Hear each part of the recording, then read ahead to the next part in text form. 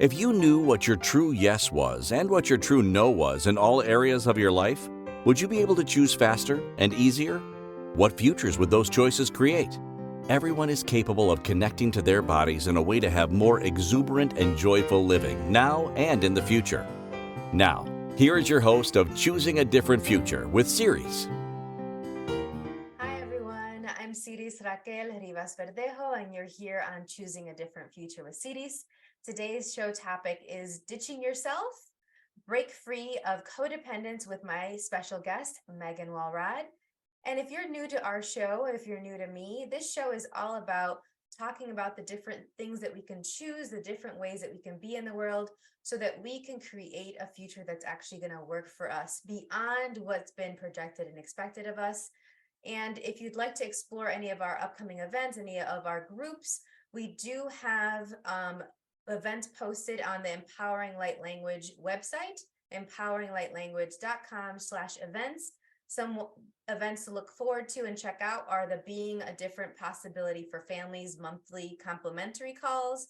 We have tasters for the awakening classes and for the living and dying body process. And we have the Expansive Energies group, and you can look at that at empoweringlightlanguage.com/expansive energies.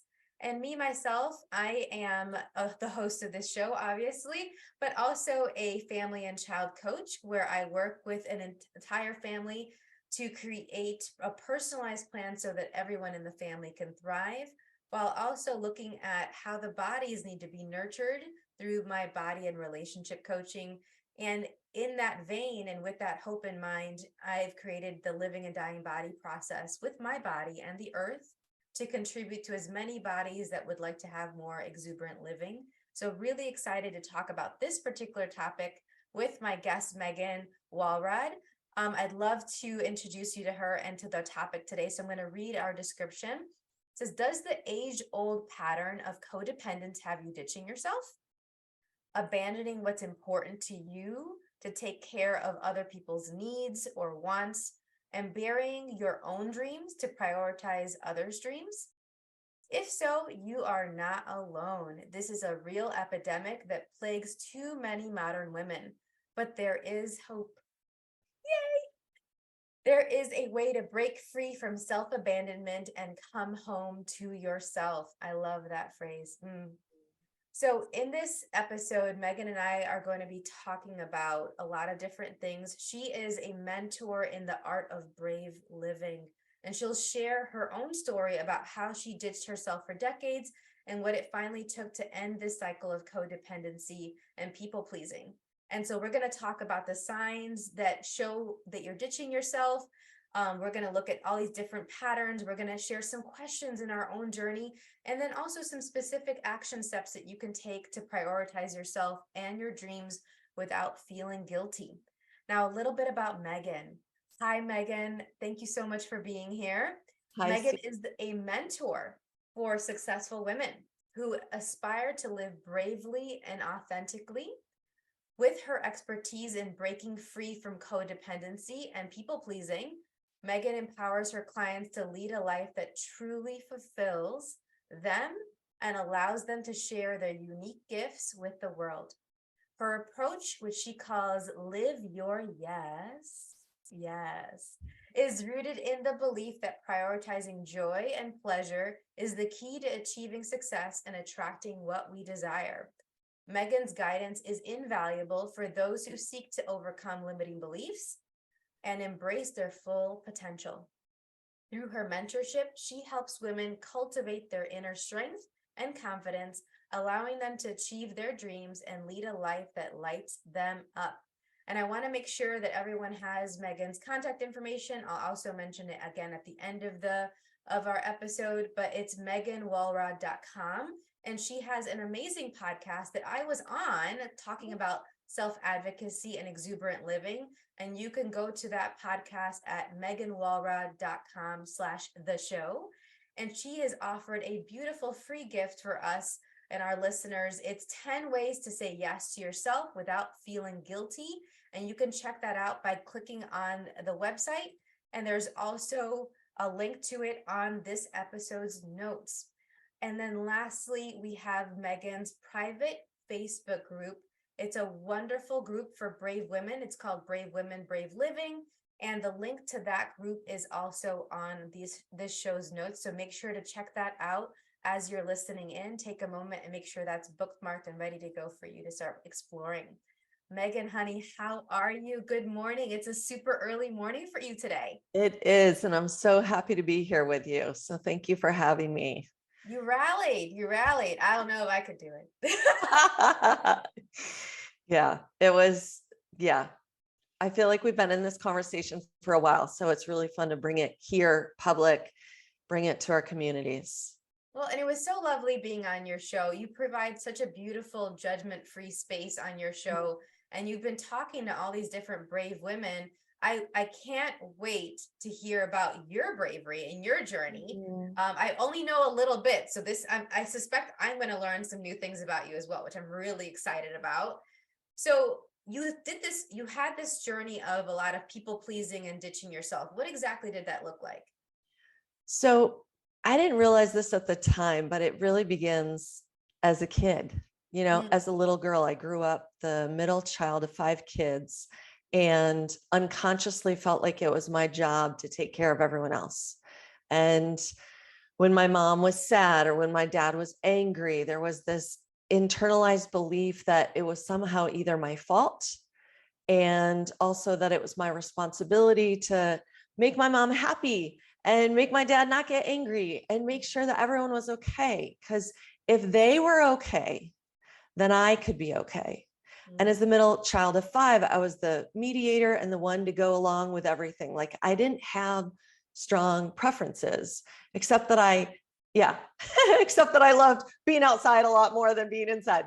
But there was this focus on external versus internal. And so the ditching ourselves, that self-abandonment, that self-betrayal, it's so unconscious and it's learned so early on. And for me, there were certain dysfunctions in the family system that had me engaging and learning these codependent patterns. Plus, there's the cultural conditioning of, well, you're expected to focus on other people, make sure they're okay. Plus, my mom was a nurse, so it was ingrained in her too. It was like the family legacy that's unconscious and unspoken and invisible. And what so many of us don't realize until later on in life, after some therapy, is that, we're repeating those patterns in our relationships. You know all about this, and you work with clients with this. Yeah. Well, and I was doing it too, as I talked about when I was on your show.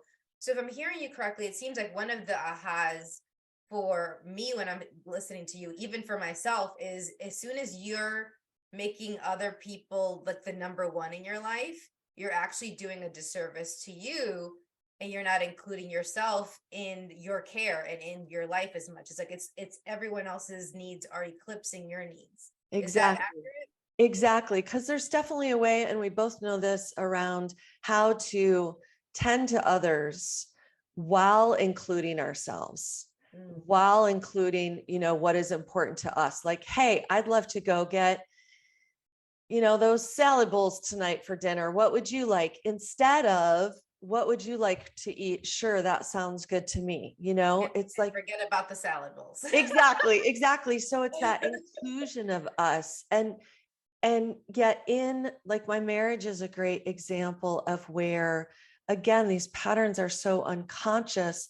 I was unconsciously focused on what is his vision. And I considered myself like a strong woman. And yet unconsciously, I was thinking, if I take care of you, you'll take care of me, right? So what's your vision? How can I support you in having that? So then we'll be safe. I wasn't looking at, well, what's the future I desire? What do I desire to create for myself? What is my unique contribution? It wasn't till our divorce, which served as a wake-up call, where I realized that rooted in that codependent pattern was this belief that I couldn't survive on my own. So the exclusion of ourself is so buried in this thought of survival. I need a man to survive. I need someone to take care of me. And so what I actually desire, what I am capable of becomes so far in the back seat that I'm not even looking. Secondary, it sounds like. It sounds like it's like tertiary, like maybe number 5. Exactly. Exactly. Because there's like survival happening. So I'm curious, so then what choices did you make that were different, that created a different future for you, where you all of a sudden started to look at these limiting patterns and started having these aha moments of like, whoa, wait a minute, I haven't really been including myself in my life as much as I could have. Well, it took a lot of support and a lot of therapy and coaching and facilitation in different ways to begin to, I refer to it as uncrossing the wires. Like there's a way that through that codependent training, through that cultural conditioning, there's a way that we learn to say yes when we mean no and no when we mean yes. So our wires get totally crossed. So in our brain, there's a way of thinking, well, yeah, this is true for me. And so it's a journey of learning to uncross those wires and the discomfort of that. And I love that this is spoken in the intro of your podcast about learning what is your yes and learning what is your no. Because when you've spent decades doing the opposite of that people pleasing, and we start to actually say yes when we mean yes and no when we mean no, it's so uncomfortable. And it's even stretching, because it's like, I love the uncrossing of the wires. In my experience, for me personally, it's almost like unbraiding, because it's with rope, there's like those bumpy bits and it's kind of rough and they rub against each other. And then on top of that, it wouldn't just be for me, just 2 wires. It was like me, my family, and then my siblings and I are like a whole other entity. Like we still call each other the 3 Musketeers. Like our group messages are labeled the 3 Musketeers. Okay. So like really like unwinding that and be like, where am I in all of this, instead of having these 2 big pieces of rope that were way bigger and thicker and more scraggly and like have all these entanglements than my little thin little wispy little strand. Maybe it was a little silk strand, so it's strong. Silk is very strong, but it was totally, there's all those. And I love that vision of the braid and the truth of that, in that there's part of that uncrossing the wires, unbraiding the braid is recognizing, wait, is that actually my belief or my mom's? Wait, is that actually, and you talked about that story on my podcast about the intergenerational bravery and like your mom's relationship with dating or your grandma's and yours. And it's like, wait, do I believe that? Or does my dad, or does my mom, or do my siblings? Like, it's like, would the real Megan stand up? And now what's the real Megan know about this? And what do I desire when it comes to this? So it's really, after a lifetime spent looking out, it's looking within, turning all the attention in, getting to know ourselves, coming home to ourselves, that there's this self-recognition. So we can actually begin to know, wait, I just said yes, but that's feeling really untrue. So there's like this phase, and it's not like it ends. There's phase of it feeling messy and getting it wrong, in the sense of, well, I said yes, actually, I need to change my mind, and learning how to have those honest conversations with ourselves first and then with others. Because just as we're retraining ourselves, we're also retraining those people that we've trained. Oh, I'm going to prioritize you first. Whatever you say, I'm going to do. It's like, oh, actually, I'm not that person anymore.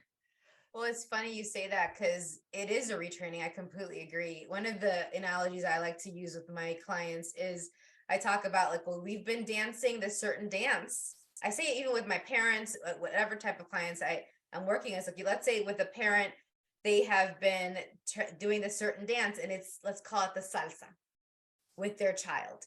And because of the way you've been responding so far, the modeling you've been doing, you get this dance of salsa. And then you're telling me now that salsa isn't really working for you and your family, and it's definitely not empowering your child. So you want to do like a tango instead. Guess what? It's a very different rhythm. There's different pauses and stops and starts. And so you taking the lead in this is going to be different. You're going to have to teach them these new steps. And then you get to create a whole different dance together, like a whole different future. And it sounds like you've already been starting to do that beautifully. We've talked about, and I think we're going to continue to talk about how there's never an end to this journey of self-evolution. But it's time for our first break. So you are listening to Choosing a Different Future with Siris on the Inspired Choices Network. And when we return, we will continue to discuss ditching yourself, break free of codependence with my guest, Megan Walrod. We'll be right back. Most people haven't been taught how to listen and partner with their bodies in order to create lives that include clarity, pleasure, ease, and connection. Tuning in to Choosing a Different Future with Siris, you'll receive tools, inspiration, and resources on how to use your awareness of bodies and energy to your advantage. Siris is a family and child coach and therapeutic energy worker who will guide you to get clear and acknowledge what's brilliant, magical, and a gift about you.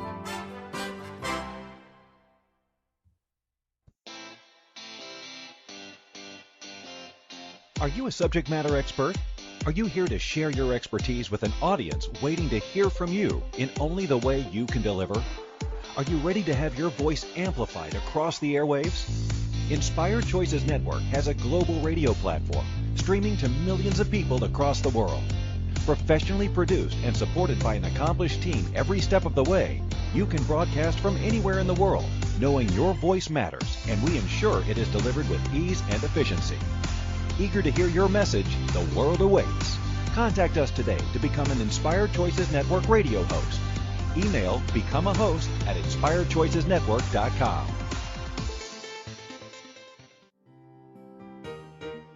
This is the Choosing a Different Future show with Siris. To participate in the program, join the live studio audience in our chat room at inspiredchoicesnetwork.com. Connect with Siris through her website, empoweringlightlanguage.com, or send an email to empoweringlightlanguage@gmail.com. Now, back to the program. Welcome back, everyone. I'm Siris Raquel Rivas Verdejo on Choosing a Different Future with Siris. And today our show topic is ditching yourself free of codependence. Ditching yourself, break free of codependence with my guest, Megan Walrod. And make sure to connect with us on the ICN app, the Inspired Choices Network app, on any of our over 450 platforms for podcasts and TV. And our show is brought to you by Activated Liquid Collagen from LifeVantage. Liquid collagen is a different, better collagen supplement. Get real results that you can see and feel. Check out the Activated Liquid Collagen and LifeVantage's other natural plant-based products to address anti-aging, gut health, energy, and more by going to www.sirisrivas.lifevantage.com. And before we went on our break, we were starting to discuss Megan's journey and her realizing that she was starting to replicate some of the patterns of her family members when she was looking at how to include herself or not in her relationships. And I'm curious, Megan, you mentioned that your mom's a nurse and that she had this giving nature as part of who she is and as part of her profession. Now that you are learning more about these patterns of codependence, have you all had any conversations around that? I'm curious because, as you know, me and my mom have been having a lot of conversations about this, and it continues all the time. So what does that look like if you've had conversations about this? So I love this question, and a couple things. First, my mom left her body in 2016. So although we're not able to have the conversations like we're having now, we still have conversations in the other way. And yet I really began to have these conversations with my family. When I was going to graduate school to get my master's degree in transpersonal counseling psychology, which was to graduate from that program also required us to get 30 hours of personal therapy, which was amazing, which was the biggest gift. Because if we were going a good idea. I wonder, is that common for most psychology programs? Because I feel like I know a lot of psychologists that didn't have that as part of their training. And that sounds brilliant. Exactly, which is like, how can we actually be therapists for others if we haven't done the work ourselves? So I was so grateful for it. And so I was in therapy and I was learning about being a therapist. And one of the conversations I had with my therapist before going home to visit my family for the holidays for the first time since grad school had started was, well, Deb, I said, I've learned so much about the things I don't want to do to get to break free of those patterns. Yet I'm concerned I won't know like how to do something different in those moments. And Mm. she gave me the biggest piece of wisdom, which was, here's the thing, you got to give yourself permission to pause. Like, be okay with, you didn't do the thing that you usually do. You didn't snap at this person, or you didn't immediately say yes to this person, or you didn't immediately spend 3 hours listening to this person vent about this thing. You're stopping that behavior. And now give yourself a moment to reorient and then tap in and see what comes to you. Like, it was building this trust with myself and this capacity to pause. And so that was huge. I wanted to share that. And then to answer your question, I'd go home and I got the nickname from my dad after a few visits of like stirring the pot, because I'd go home and I'd be like, so I want to talk about some things. So when I was younger and we did this, da da da da da da. And do you realize that's really coming from a passive place? That's passive aggressive when you do that. And so it was me attempting to not necessarily most skillfully change my family and heal them and want them to see these patterns. And sometimes I was able to have fruitful, generative conversations with them. And other times, what it served me to see was, and I appreciate my family and all the ways that we've learned and grown, and, you know, my siblings and parent, dad now over time. And yet, for me, the big lesson was, as a recovering codependent, it's not my job to save or rescue or change or heal my family, because that's a very superior perspective and a judgment. And people heal and change and choose what they desire when they want to. Mhm. And so that for me was huge. And it took a while to get. And I still have moments where it's like, okay, like, don't say the thing, because that's part of the learning too. Like, one of my big passions and work with people is around voice and speaking our truth. And sometimes there's this moment of like, well, it's my truth to say something right now. And then thank gosh for self-awareness, because there's that moment of, yeah, but that thing I want to say is coming from a place of thinking this needs to change by them doing something different, but they haven't signed on to be a client.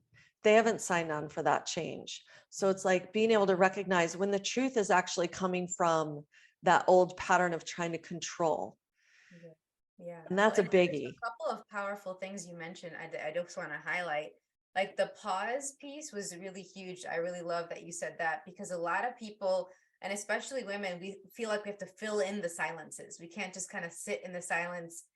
And there's this that is often a signal of our discomfort with not just the silence, but with ourselves, or with the energies that we might be aware of. But there's so much power in those silences, because that's when our bodies can speak to us. That's when we can see if it's a yes or no to mention this thing that we're aware of, if they're willing to receive it or not. And it sounds like there was a mix of them being willing to receive it and not when you had these conversations with your family. But as you're mentioning this about the pause, it also makes me think of a workshop I just took, the NABO. It's the National Association for Women Business Owners. And they had a workshop here in Charlotte, and the presenter mentioned this phrase that I was like, it's like the universe knows I'm talking to Megan this Friday. And it was about codependent business. Mm. And recognizing if your business can't run without you, if you're relying on any one product, if it can't just do its own thing, and you're worrying all the time about it more than your own health and your own well-being, and there's a bunch of other criteria of a codependent business. But if any of those have been relevant of the ones I've mentioned, then you probably have a codependent business. And one of the things that I got when she said that was like how powerful a pause as you reframe your business, you change your business model, you hire new people on, whatever it is, so you can have it be less and less codependent over time. It's not like codependent to independent. There's a spectrum and you move along that on your way to having a business that is sustainable and can flourish without you. Yeah. And so that was one of the things like, oh, that's right. I just had that aha and I wanted to make sure to mention it. Now, here's the trickiness. So after you started to realize, hey, I don't need to fix and save and help my family, which for our listeners, check out the episode of Are You Functioning from a Fixing, Saving, Helping Mentality? Because that's exactly what Megan's talking about here. And it'll add and complement this discussion beautifully. But on top of that, I'm wondering if, as you were talking about with your family about these ahas, how did you know when to say something and when not to say something to them? Like, what were the signals to you that helped you honor that you wanted to have a voice? This is really important to you. Speak your truth, but also honor and respect where they were at. Great inquiry. And to be totally honest, I feel like I'm still in that inquiry because as I continue to change and grow and they continue to change and grow, two things come to mind that help me, that could help listeners too. One is checking in with, like, can they receive this? Mm-hmm. Like, is this actually something that can open up our conversation or not? And it's not coming from a place of avoidance or defending. It's more of a kindness of, can they receive this? Because if not, if I got that they can't receive it and I still say the thing, that's actually, there's a phrase that describes that I learned from a coach years and years ago. That's like a forced receiving. And there's like pushing something on someone that's like, here, take it. Here, you got to do something with this. And it's like this, no, I know what's better for you. I'm going to give this to you. You should do something with it. I don't care that you don't know what to do with it right now. This feedback, this reflection, this information, whatever it is, that's like forcing someone else to receive something that they're not able to. So, well, and for me, as you know, as you're saying this, and I'd never heard that phrase before, but so it's really powerful and seems very, very accurate. Thank you for adding that in. yeah. It seems very much like a violation. And Yeah. even before I was sexually violated, I would never like that, let alone after. Like, I was like, I have no interest in somebody forcing themselves on me in any way, be it intellectually forcing themselves on me, mentally, emotionally, all of that. I'd like consent with any aspect of that. And I feel like one of the things with codependence is that a lot of people don't think about consent around anything beyond the physical. And from what you're saying, it sounds like people need to sign on for even these discussions. Exactly. Yes, consent is huge. And so the other thing that I was going to offer is I've learned and I'm learning how to say things like, or ask things like, well, would it be okay if I shared an idea I have about that? Or would it be okay if I shared what I'm hearing in that? So it's giving them choice and it's inviting consent before I share the thing. So then they can say, actually, no, I don't want that right now. I just want to be seen in this. Or actually, yeah, I'm kind of curious what that would be. And so it's, again, creating some more space and a pause before jumping in with something. Because part of my own kind of like wiring, codependence, I'm a 2 on the Enneagram 2, which is like, if you're familiar with that system and paradigm, it's like, I'm an 8. Okay. We can talk about that another time. Yes. Okay. As the 2, I like have learned this way of being of, well, I can see. And here's the thing about this too, about all of this that we're talking about, there are superpowers that we've learned, ways of being, we've learned how to be within the dysfunction, within the codependence that can look like, being very empathic, being very aware of what people are going through, what their needs are, what can help them shift. And yet, when we're excluding ourselves and unaware of these patterns, we take it all on, we feel it's our responsibility, all the things that I was saying. Yet when we're bringing self-awareness to it and willing to uncross the wires and learn different skills and ways of communicating, listening to our bodies, speaking with others, it's like we can learn that, we can use that superpower to create more for everyone. Yes. Instead of doing it against us. And so that's a huge piece. I kind of went off in a different direction. Don't worry, we're going to talk more about that this time for our next break. You are listening to Choosing a Different Future with Siris, with myself, Siris, on the Inspired Choices Network. And when we return, we will continue to discuss ditching yourself, break free of codependence with my special guest, Megan Walrod. We'll be right back. Most people haven't been taught how to listen and partner with their bodies in order to create lives that include clarity, pleasure, ease, and connection.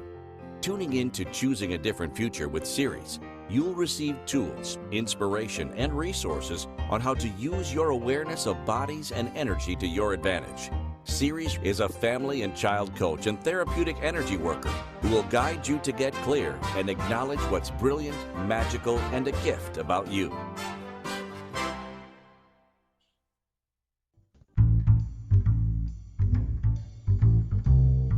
How wonderful would it be to carry your favorite Inspired Choices Network host with you throughout your day?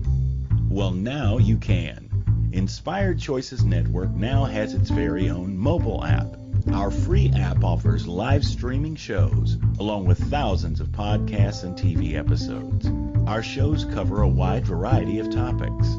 Whether you're waking up with us, carrying us through the day, and taking us to bed with you, we're always here for you to enjoy. We're easy to find. Just search for Inspired Choices Network in the Apple App Store or Google Play Store. This is the Choosing a Different Future show with Siris. To participate in the program, join the live studio audience in our chat room at inspiredchoicesnetwork.com. Connect with Siris through her website, empoweringlightlanguage.com, or send an email to empoweringlightlanguage@gmail.com. Now, back to the program. Welcome back, everyone. I'm Siris Raquel Rivas Verdejo, and you are listening to Choosing a Different Future with Siris. Oh, gosh. And today we've been talking about ditching yourself, break free of codependence with my guest, Megan Walrod. And our show is brought to you by Activated Liquid Collagen from LifeVantage. Liquid collagen is a different, better collagen supplement. Get real results that you can see and feel. Check out the Activated Liquid Collagen and LifeVantage's other natural plant-based products to address anti-aging, gut health, energy, and more by going to www.sirisrivas.lifevantage.com, and it's also in our show notes. And before we went on break, we were talking about some of the signs to know that you are ditching yourself and some of the questions you can ask to create a different future. Now, Megan, I really love what we've been talking about so far. And I know that you, with your coaching programs and with your business, that you've been able to start inviting people to change those patterns to create more for themselves and their loved ones. And so I'm wondering if there are any other signs that we haven't already mentioned that are an indication to somebody, hey, I am functioning from codependence. Hey, I am ditching myself. Let me go, wake up, and then start shifting and pivoting to something else. Yeah, absolutely. There's one big sign I want to share, and I also just want to bookmark. I'd love to talk more about business and what you were talking about before the break about that codependence with business, because I feel like that would be really rich. So one of the biggest signs that we're ditching ourselves, that we've actually been saying yes when we mean no and no when we mean yes, in other words, people pleasing, is resentment.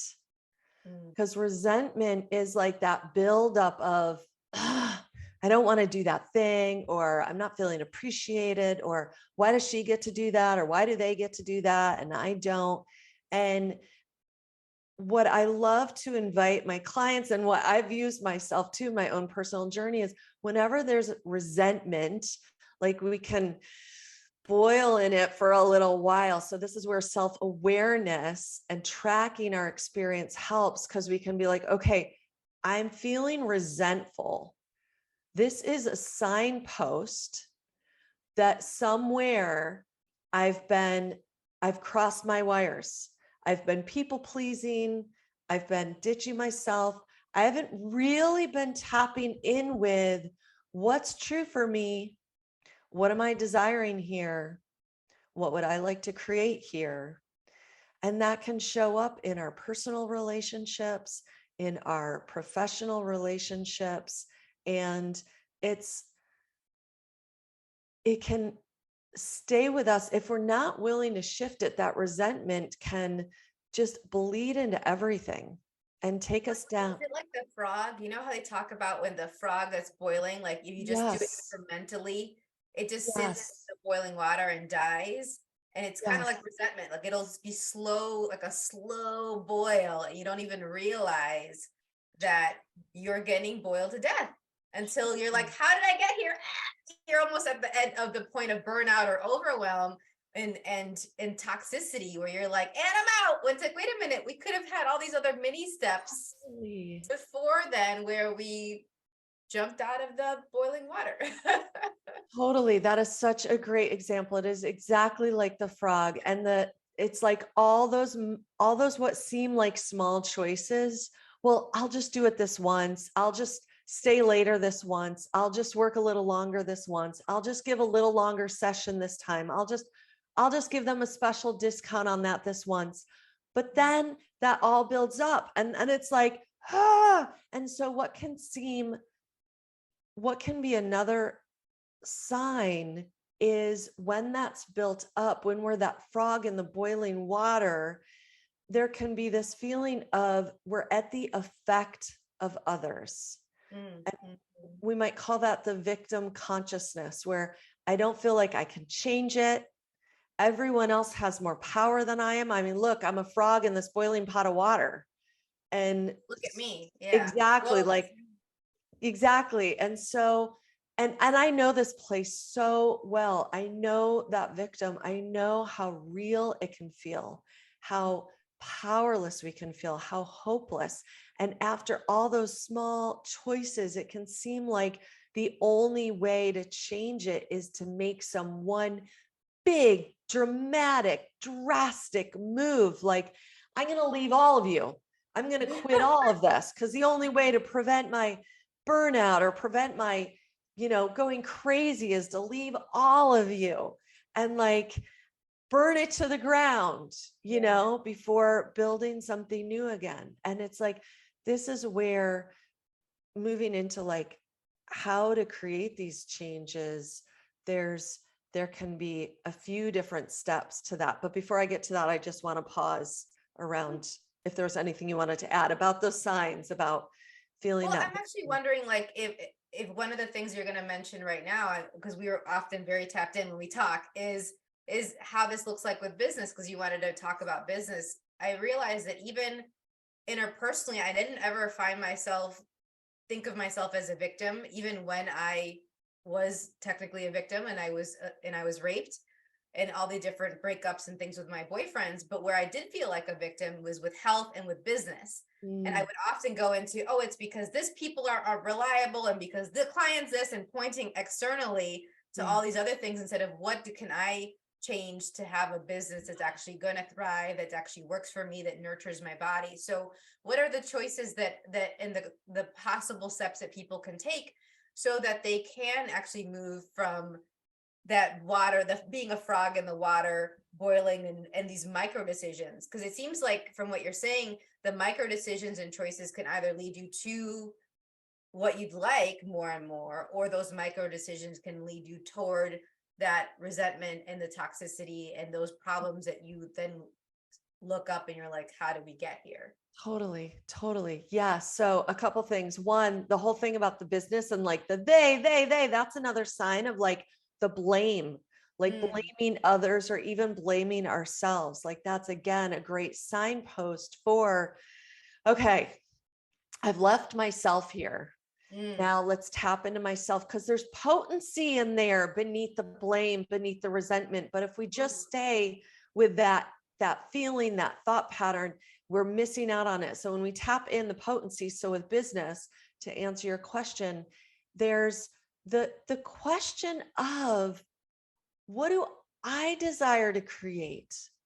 Like, because one of the things that can happen when we're in that situation of, I don't want this, sometimes we find our way to getting to what we do want by knowing what we don't want. And it can be messy. And so it's like permission to experiment, permission to be messy, permission to explore many different things, permission to acknowledge the perfectionist who feels like she needs to get it right. They need to get it right, and like be willing. Look right doing it. And like be willing to just experiment and then start to see. Because one of the things that I was seeing with entrepreneurs a lot of the times was like this hyper adrenaline, stressed out feeling of, I had a launch plan that we've got to launch by this date, but these things out of my control occurred. And now I feel like I've got to stay up and like for the next 24 hours to be ready for that. And it's like, this is one example where it's like, okay, this is your business. I get the importance of wanting to uphold certain dates and timelines, but at what cost? If that means you are working straight 24 hours, not including your body in your choices, what's that going to create for you? And so again and again, it's looking at, what do you desire to create? That helps us recognize, oh, I am the creator of my reality. It gets us tapped into, oh, what are my preferences? And it gets us tapped into, I am in the driver's seat. What choices can I make now to move me towards that? Well, and I think the other side of that, because we both have businesses where it's really valuable for us to do business with integrity.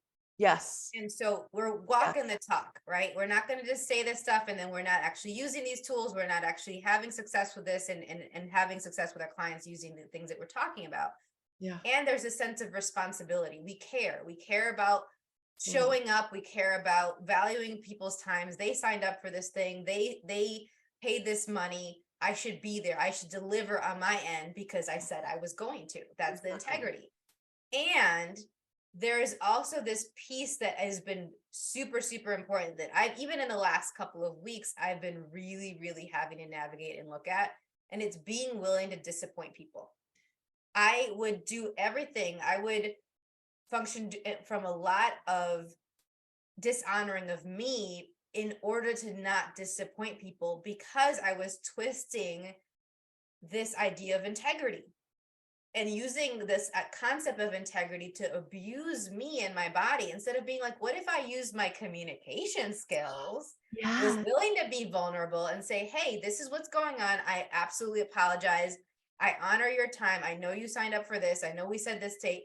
We're going to have to move it to this date. Or, hey, how about I give you this free gift as we work out these kinks about this thing, and recognize that that I'm not delivering on exactly what I said I was going to deliver on, but I am delivering on communicating about it and what's going on. And they're still going to get it if it's still possible to have it, depending on all the moving pieces.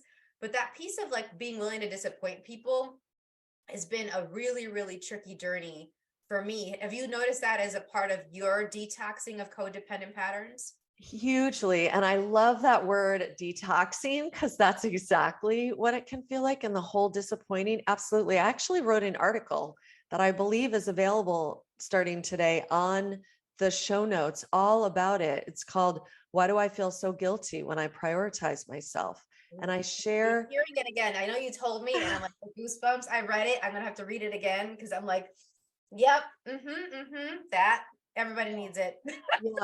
Yeah. And so why do we feel so guilty? And I go into the 4 big reasons, and I share my story about my own huge aha about disappointment. So I'll let listeners read that to hear that about disappointment.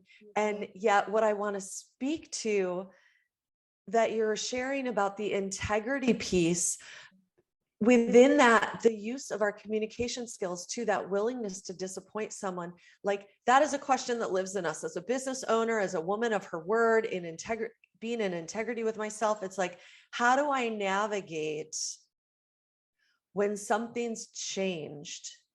And to remain in alignment with myself, I need to change agreements with someone else. And that requires those communication skills to recognize I need to update our agreements.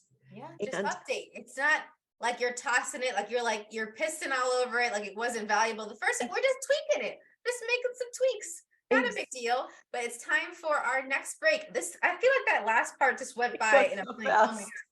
So you're listening to Choosing a Different Future with Siris on the Inspired Choices Network. And when we return, we will continue to discuss ditching yourself, break free of codependence with my guest, Megan Walrod. We'll be right back.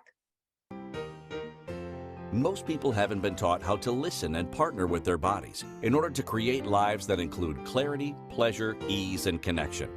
Tuning in to Choosing a Different Future with Siris, you'll receive tools, inspiration, and resources on how to use your awareness of bodies and energy to your advantage. Siris is a family and child coach and therapeutic energy worker who will guide you to get clear and acknowledge what's brilliant, magical, and a gift about you.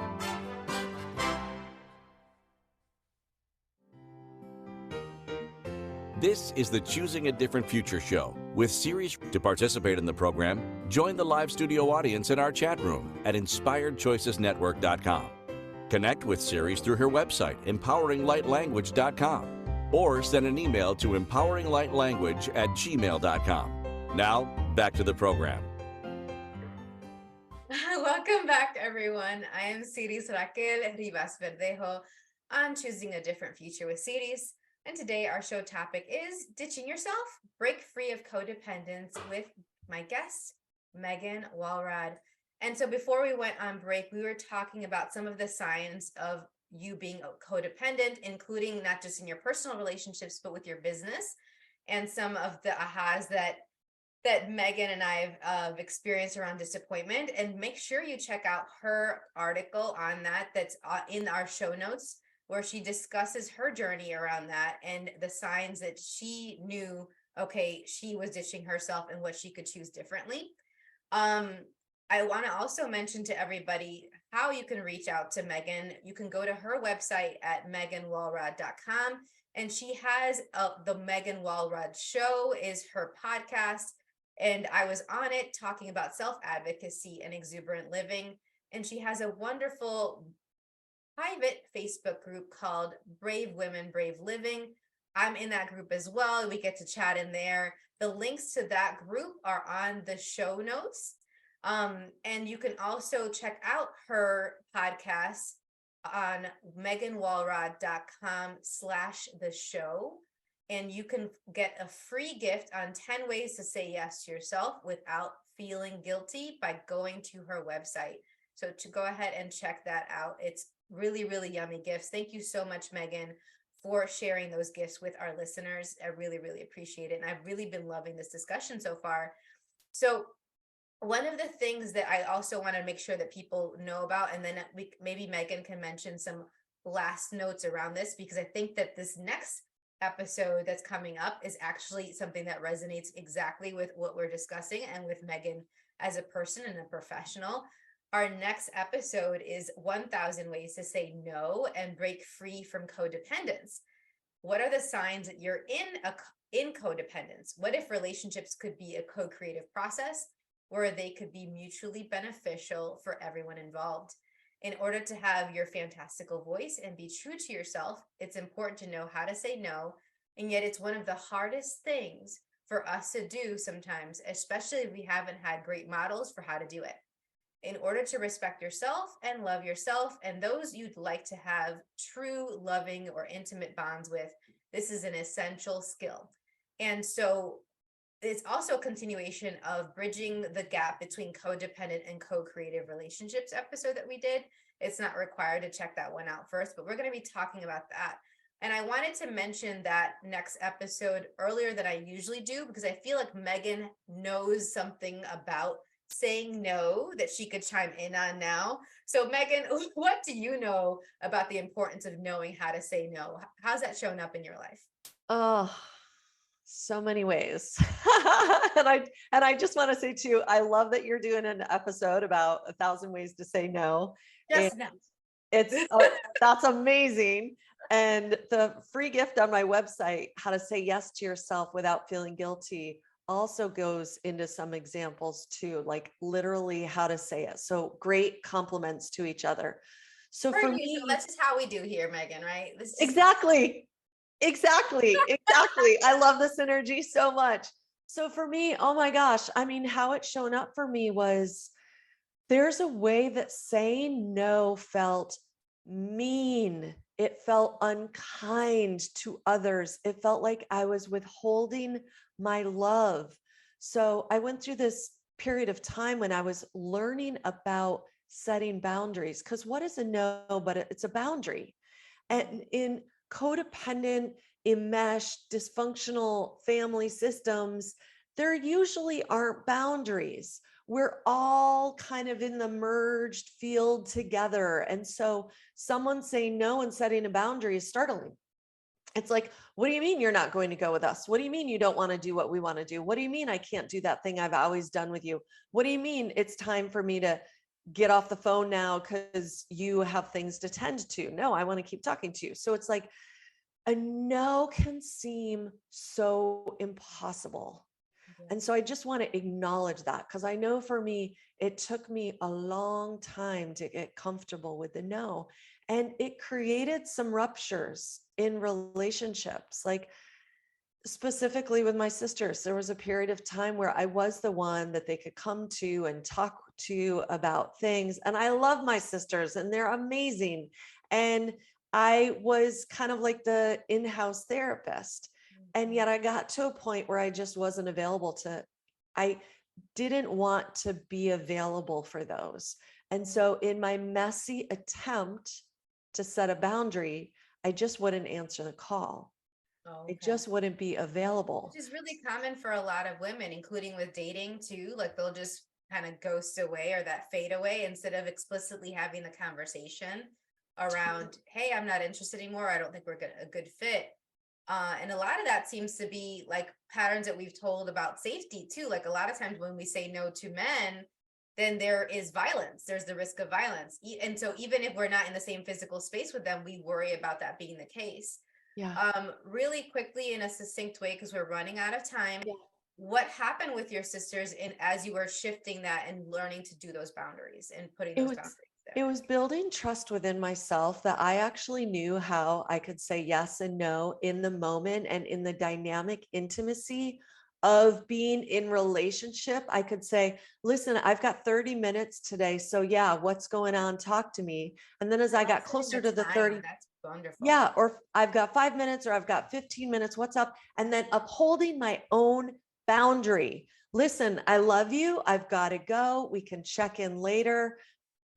And hanging up. And so it's that building trust with myself, setting boundaries in that way, and recognizing it's the hugest kindness to ourselves to have those boundaries. And when communicated in that way, it can be the biggest kindness for them as well. Because ultimately it is.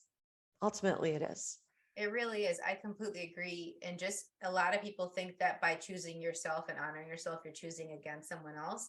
And I think that's one of the beautiful things that I've gotten from our discussion today is that actually isn't the case. You can actually be honoring yourself and respecting them at the same time, and that you're loving everyone involved so that we can all have a greater future. One of the things that I love about our discussion that I wanted to highlight is thank you so much for your vulnerability and for you sharing your journey. I think that it's way more impactful for people to realize that the people that they could reach out to for support actually have gone through the messy as well, and they're on the other side. And you've been highlighting some beautiful breadcrumbs that some people can follow if they so choose. So reach out to Megan. Thank you so much, everyone, and have a wonderful rest of your day. Thank you for listening to the Choosing a Different Future show. Siris returns Fridays at 10 a.m. Eastern, 9 a.m. Central, 8 a.m. Mountain, and 7 a.m. Pacific on InspiredChoicesNetwork.com. Until then, keep choosing what will work for you and your body, your own unique way honoring what will work for you.